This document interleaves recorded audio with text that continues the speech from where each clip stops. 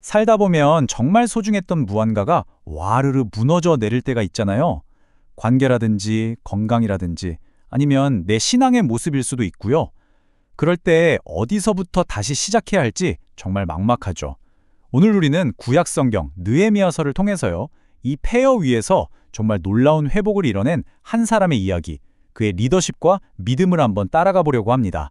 이게 그냥 옛날 이야기가 아니라 바로 오늘 무너진 우리를 위한 하나님의 생생한 지침서가 될 수 있을 겁니다. 느헤미야 1장 3절. 예루살렘 성은 허물어지고 성문들은 불탔다. 바로 이 한 문장에서 모든 이야기가 시작됩니다. 당시 세계 최강 대국이었던 페르시아 제국에서 아주 높은 관직에 있던 느헤미야에게 이 소식이 들려왔을 때 이건 그냥 건물 몇 개가 무너졌다는 보고가 아니었어요. 성벽이 무너졌다는 건 공동체의 안전과 정체성, 그리고 무엇보다 하나님 백성이라는 자부심이 완전히 무너져 내렸다는 아주 비극적인 선언과도 같았습니다. 자, 그런데 여기서 느헤미야라는 사람이 어떤 위치에 있었는지를 보면 이게 더 흥미로워요. 그는 페르시아 제국의 심장부에서 왕의 최측근으로 술관원을 지내던 사람이었습니다. 그러니까 개인적으로는 정말 아무런 아쉬울 것 없이 편안하게 살 수 있었던 거죠. 얼마든지 고국의 아픔을 외면하고 자기 안위만 챙길 수도 있었어요. 하지만 그는 그러지 않았습니다. 그의 반응을 보면 세상의 성공이 아니라 하나님의 나라를 진짜 마음에 품은 사람이 어떻게 다른지를 확실히 알 수 있습니다. 그래서 오늘은 느헤미야서 1장부터 4장까지를 쭉 따라가면서 이 회복의 과정을 자세히 들여다볼 거예요.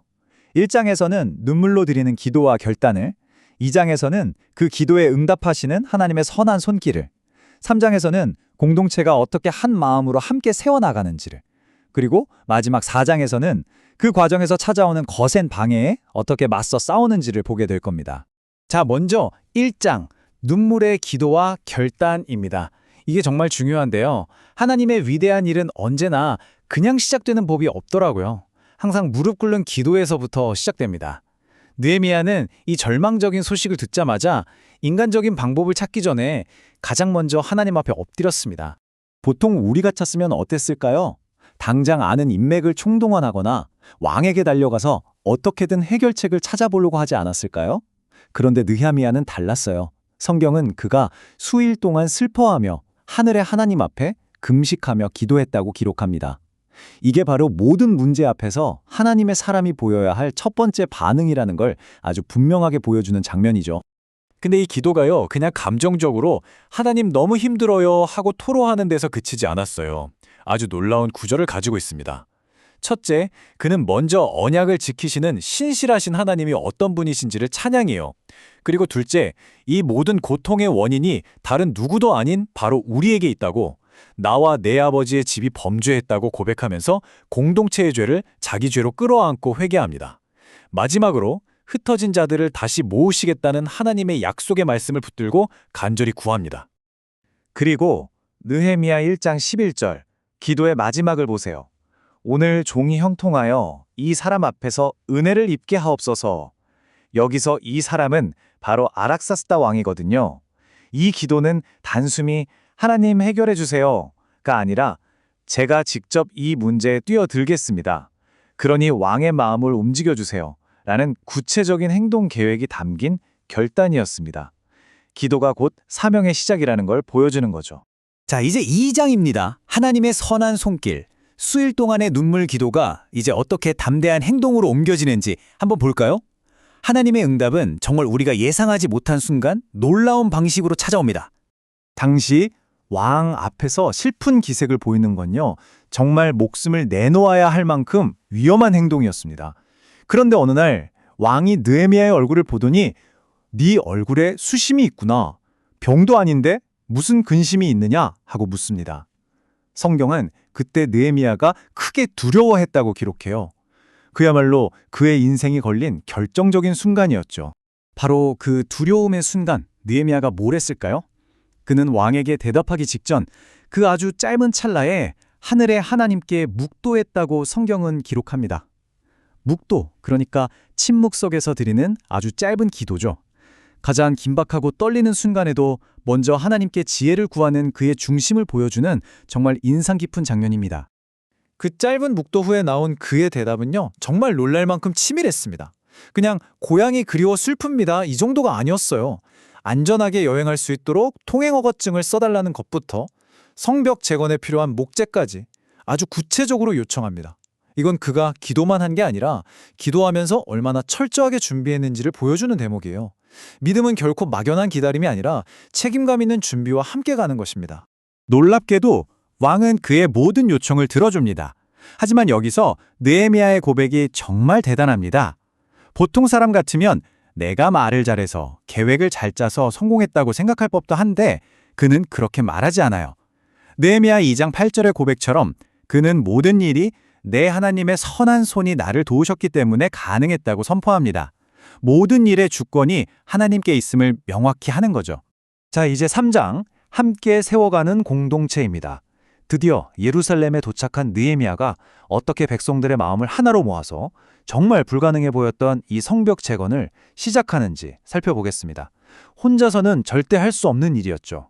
탐장을 읽어보면요. 사실 수많은 사람들 이름이 쭉 나열되어 있어서 조금 지루하게 느껴질 수도 있어요. 그런데 그 명단이 주는 메시지는 정말 감동적입니다. 대제사장이 가장 먼저 소매를 걷어붙였고 금세공업자, 향수 제조업자, 지역 관리들, 심지어 딸들까지 모두가 이 재건에 참여했습니다. 지위나 직업, 성별에 상관없이 말 그대로 온 백성이 하나님의 회복을 위해 하나가 된 겁니다. 그리고 이 재건 과정에는 정말 놀라운 지혜가 숨어 있습니다. 바로 많은 사람들이 자기 집 맞은편 혹은 자기 집에서 가까운 부분의 성벽을 보수하도록 한 거예요. 이게 어떤 효과가 있었을까요? 나라를 위한 거대한 공사라는 막막한 프로젝트를 바로 내 집 앞을 고치는 일, 우리 가족의 안전을 위한 일로 바꿔놓은 겁니다. 가장 직접적으로 와닿는 것부터 책임지게 하니까 강력한 동기가 부여된 거죠. 느헤미야 3장 23절이 바로 그 원칙을 명확하게 보여주고 있습니다. 위대한 회복은 저 멀리 있는 거창한 구호가 아니라 지금 하나님께서 내게 맡기신 바로 그 자리, 내 집 앞에 무너진 담벼락을 책임지는 것에서부터 시작된다는 깊은 영적 교훈을 우리에게 줍니다. 자, 이제 4장입니다. 한 손에는 연장, 한 손에는 무기. 여러분, 하나님의 일이 이렇게 순탄하게만 진행되면 얼마나 좋겠어요, 그쵸? 그런데 어김없이 사탄의 방해와 공격이 반드시 따라옵니다. 느헤미야와 백성들은 이 영적 전쟁의 위기를 과연 어떻게 극복했을까요? 적들의 공격은 아주 교묘했어요. 두 가지 방향으로 들어왔습니다. 하나는 심리적인 공격이었어요. 저것들이 뭘 한다고, 저 성벽, 여우 한 마리만 올라가도 무너질걸, 이런 식으로 계속 조롱하면서 백성들의 사기를 꺾으려고 했습니다. 그리고 다른 하나는 더 직접적이었죠. 실제로 군대를 동원해서 공격하려는 물리적인 위협이었습니다. 백성들이 이 위협에 두려워하기 시작하자 리더인 느헤미야가 이렇게 외칩니다. 느헤미야 4장 14절 말씀인데요. 그들을 두려워하지 말고 지극히 크시고 두려우신 주를 기억하고 너희 형제와 자녀와 아내와 집을 위하여 싸우라. 눈앞의 문제보다 훨씬 크신 하나님을 바라보게 하고 이 싸움이 바로 우리 가족과 공동체를 지키는 거룩한 싸움이라는 목적을 다시 한번 일깨워 준 것입니다. 그래서 그들이 택한 방법이 바로 이겁니다. 위협이 있다고 해서 하던 일을 멈추지 않았어요. 대신 한 손에는 건축 도구를 들고 다른 한 손에는 무기를 잡았습니다. 이것이야말로 오늘날 이 치열한 영적 전쟁터 같은 세상 속에서도 하나님의 맡기신 사명을 멈추지 말고 감당해야 하는 우리의 모습을 보여주는 정말 강력한 그림이라고 할 수 있습니다. 하지만 여기서 가장 중요한 핵심은 따로 있습니다. 그들의 방어 전력도 물론 훌륭했지만 그들의 진짜 믿음은 무기나 파수꾼 시스템에 있지 않았어요. 그들 마음의 중심에는 우리 하나님이 우리를 위하여 싸우시리라는 느헤미야 4장 20절에 이 흔들리지 않는 믿음이 있었습니다. 우리의 모든 인간적인 노력과 준비는 바로 이 하나님의 주권에 대한 믿음 위에 세워질 때 비로소 진짜 의미가 있는 겁니다. 느헤미야의 이야기는 그냥 2500년 전의 역사 기록으로 끝나지 않습니다. 오늘 이 말씀은 우리 각자에게 이렇게 묻고 있습니다. 지금 당신의 삶에, 당신의 가정에, 혹은 우리 공동체에 무너져 있는 성벽은 무엇입니까? 오늘 우리도 느헤미야처럼 그 무너진 곳을 바라보며 눈물로 기도하고 하나님의 선한 손길을 의지하면서 내게 맡겨진 바로 그 자리에서부터 믿음의 벽돌을 다시 하나씩 쌓아 올리는 용기를 낼 수 있기를 간절히 소망합니다.